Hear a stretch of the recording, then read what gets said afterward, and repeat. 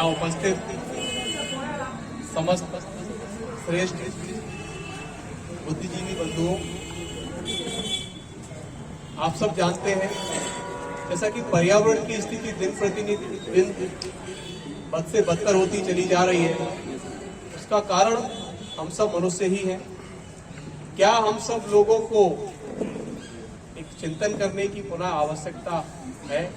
हम सबको इस विषय पर एक बार सोचना चाहिए।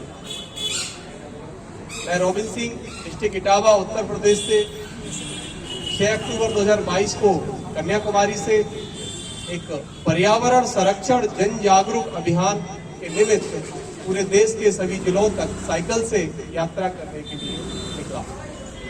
अभी तक 141 दिन हुए हैं।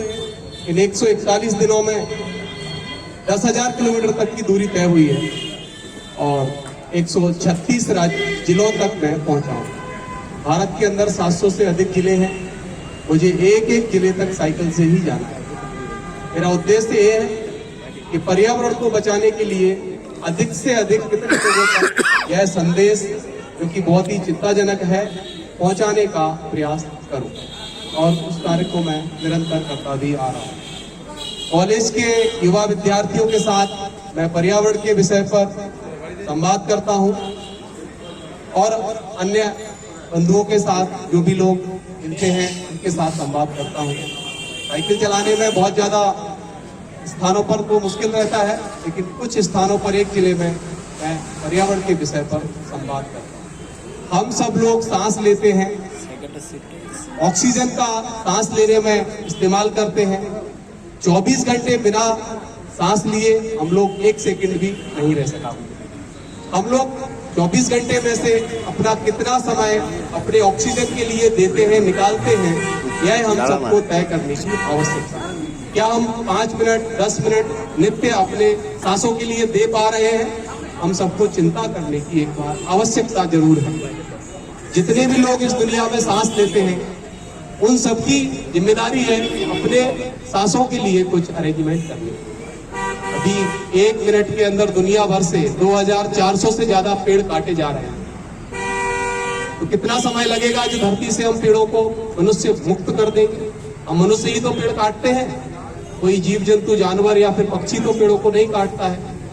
जितना भी डेवलपमेंट हो रहा है सब पर्यावरण को नष्ट करके हो रहा है, सब प्रकृति के साथ छेड़छाड़ करके हो रहा है। हम मनुष्य क्या सिद्ध करना चाहते हैं? सीमित संसाधनों में रह करके क्या हम जीवन यापन नहीं कर सकते? हम सबको इस पर बहुत चिंतन करने की अब आवश्यकता है। अभी हम लोगों ने कोरोना देखा था। जिस घर में हम रहते हैं उसी घर को हमने अपने लिए जेल माना था। ये मनुष्य के लिए सबसे बुरा समय था, फिर भी हमने अपनी कार्यशैली में किसी भी तरह का परिवर्तन नहीं किया। क्या और कुछ देखना चाहते हैं हम लोग? हम सबको इस पर चिंतन करने की आवश्यकता है। प्लास्टिक का इस्तेमाल जितना हम कम करेंगे उतना ही पोल्यूशन कम होगा।